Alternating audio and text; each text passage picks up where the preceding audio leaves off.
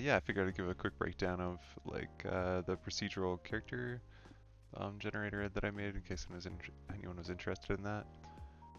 This actually took me quite a while to get figured out and working with Unreal Engine. Um, Let me just show you, I guess, how I made it quick, and then I'll explain like the hurdles I ran into with that. So the way that I went about it was to have basically just shapes. Obviously, is what I'm starting with, and then I create the main shapes of the body with that. So this is the head and the body that are spheres, and then I use soft transforms to distort them a bit. For the leg, for example, I use a curve and just set it into place here. Same with the foot. The foot looks kind of goofy, but it works for now. And then just move it into place. Same thing with the nose, the arm, and the hand. And then at the end, I go ahead and Boolean create a VDB out of them so that I can do a smoothing operation. And then you get something like this. And notice that I'm doing just half of it too. Oh yeah, this is something I'm doing too for the eyes.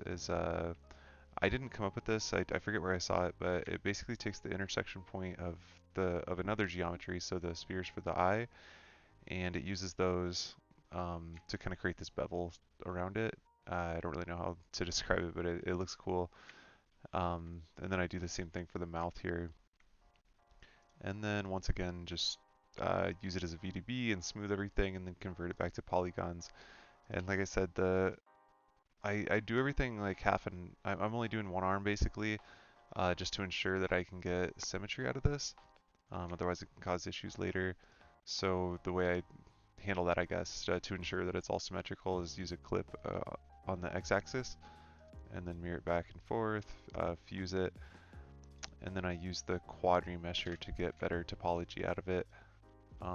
If you're interested in doing like this type of stuff like procedural character generation, I'd recommend just spending the money to get this because it gives you such better topology. Like your animation deformations and stuff will just look a lot better. But yeah, anyways, what took me so long to figure out was I understood that process, I guess, of how you would create the character. But what was throwing me off was how I would do the skeleton, I guess. And not how I would do the skeleton, how I would get that skeleton into Unreal Engine and get it working with all the animations and everything. Because you can create a skeleton pretty easily now with kind effects. They have a lot of tools set up for it. But the issue is that like if it doesn't have the same bone structure as like the Unreal Engine 4 skeleton, a lot of stuff's created with that. So you're gonna have to do like retargeting and stuff to get your bones to match up with whatever's going on in there, and it can just be, it can just turn into a mess and be really complicated.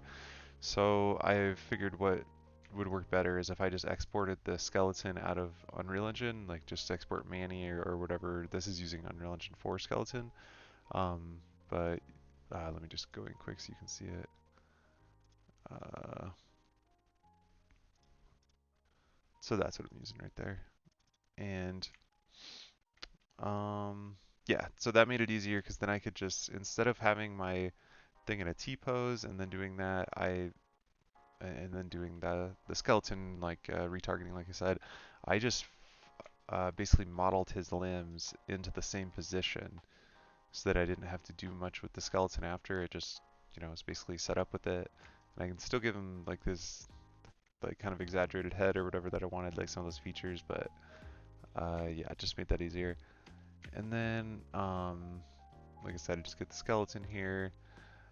Make sure that all the joints, you can use a rig tree. This is one thing that's pretty helpful if you're kind of new to KineFX, is you can use a rig tree.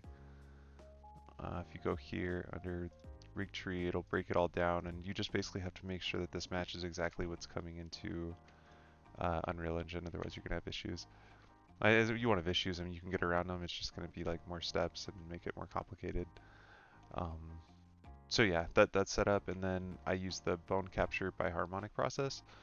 If you're not familiar with KineFX, that's kind of like the common way that it goes about creating capture weights, which is like determining how the skin bends in certain areas or whatever when joints are moved. So yeah, that's just, if you don't know how to do it, I guess look it up or just follow my setup here. Um, Let me just do this quick. What's going on? Oh, okay. Just to kind of show people that's like his foot, or you can kind of see like each bone is assigned a color and then a strength. But anyway, that's basically like the setup for that. And then you want to export it as a ROP FBX character output. If you do everything correct, it should come into Unreal Engine, pretty solid. But yeah, that's all I wanted to show. Break that down. Let me know if you have any other questions on that. Thanks for watching.